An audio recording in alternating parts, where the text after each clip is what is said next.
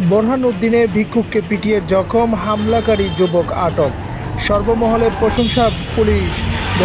বোরহান উদ্দিন উপজেলার কাছিয়া ইউনিয়নের আটং ওয়ার্ডে আবাসন প্রকল্পে বসবাসরত ভিক্ষুক পরিবারের শামসুদ্দিনকে পিটিয়ে গুরুতর রক্তাক্ত জখম করা হয়েছে। সোমবার দুপুরে আবাসন প্রকল্পের মধ্যে হামলার ঘটনা ঘটে। কথার কাটাকাটির জেরে একই এলাকার সাইদুর হামলা চালিয়ে ইটের আঘাত করেন ভিক্ষুক শামসুদ্দিনকে। ইটের আঘাতে ভিক্ষুক শামসুদ্দিনের মাথায় গুরুতর রক্তাক্ত জখম হয়। স্থানীয়রা গুরুতর আহত অবস্থায় তাকে বোরহানউদ্দিন হাসপাতালে ভর্তি করেন। সেখানেও 14টি সেলাই লাগে। ভিক্ষুক শামসুদ্দিনের মাথায় জখমের স্থান। আমার স্বামীকে পিটিয়া মাথা ফাটিয়ে লেগেছে।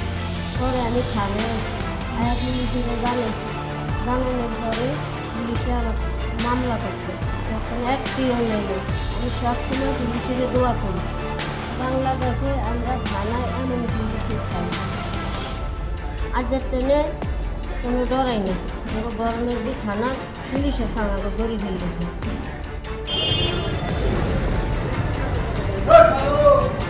স্থানে হামলার পরেও ভিক্ষুক পরিবারকে হত্যার হুমকি দেয় হামলাকারী সাইদুর। ভিক্ষুক পরিবারটি নিরুপায় হয়ে বিচার দেয় আল্লাহর কাছে। স্থানীয়দের পরামর্শে বোরহানউদ্দিন থানার অফিসার ইনচার্জ মোহাম্মদ শাহিন ফকিরকে হামলার বিষয়টি জানায় ভিক্ষুক পরিবার। পরে বোরহানউদ্দিন থানা পুলিশ আইনি সহায়তা দেয় অসহায় ভিক্ষুক পরিবারকে।